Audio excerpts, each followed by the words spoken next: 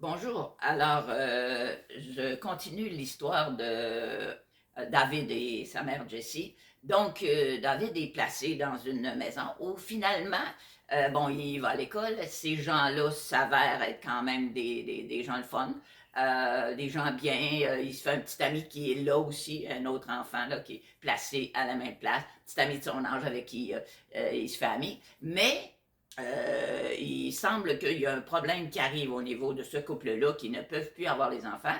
Et le petit ami et David sont placés dans une deuxième famille. Malheureusement, je veux dire, David se fait mordre par le chien. Il doit avoir des points, effectivement. Et à cause de ça, ben, il ne peut plus rester là. Donc, il venait à peine de commencer l'école là et il se retrouve dans une troisième maison. Et en plus de ça, séparé de son petit ami qui, lui, va rester dans cette famille-là.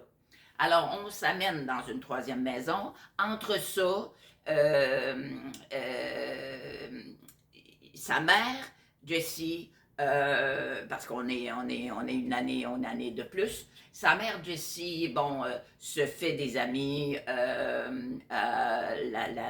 madame de la première famille, bon, qui est comme coiffeuse, je veux dire, lui fait ses cheveux et elle a perdu 100 livres parce que, bon, elle mange quasiment plus. Évidemment, elle doit être médicamentée.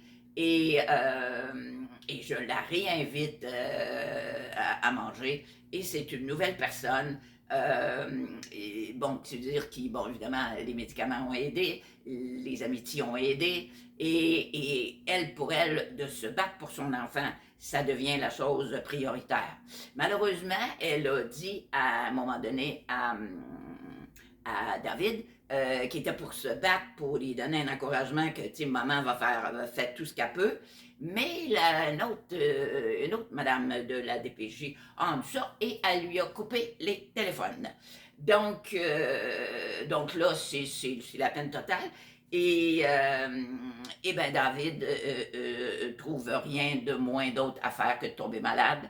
À 5 mois, il avait été opéré il y avait un trou pour le cœur, il y avait un trou entre l'aorte et la veine pulmonaire, donc on lui avait mis une prothèse.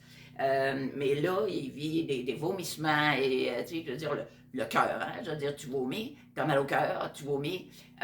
Et finalement, il est transporté à Sainte-Justine en soins intensifs. Et là, la prothèse s'est déplacée, infectée.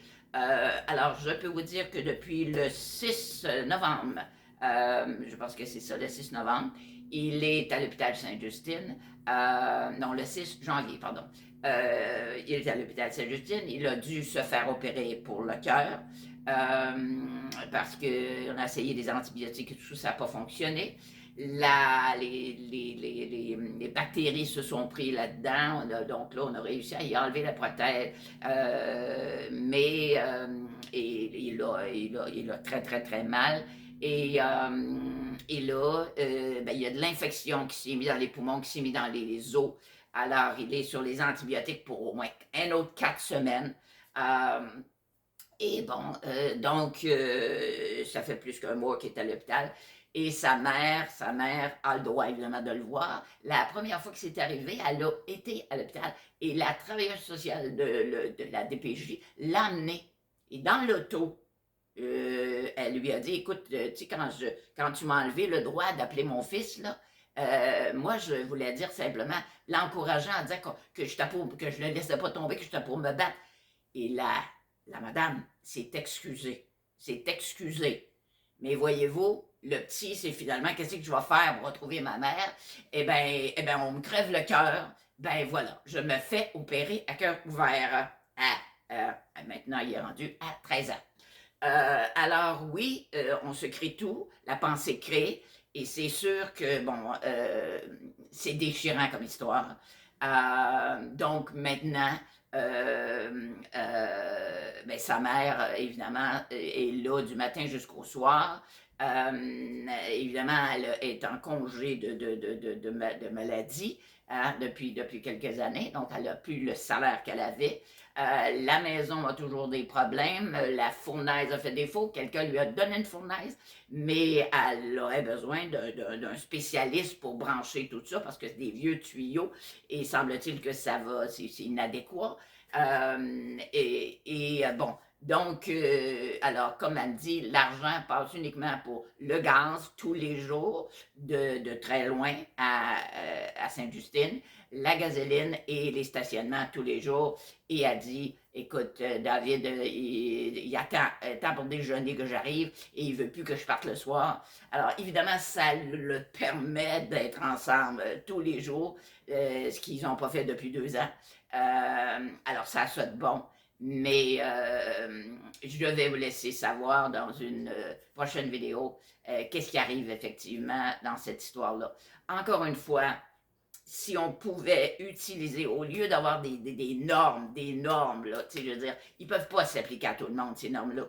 On pourrait-tu ouvrir le cœur? Moi, je travaille pour le book humanitaire, et nous autres, c'est donner qu'est-ce qu'on fait, c'est pas de punir, c'est pas de juger, c'est pas de, je veux dire, de décider d'enlever un enfant à sa mère, surtout ce genre de mère-là et de fils-là qui s'adorent, qui a une belle relation d'amour, les séparer tous les deux.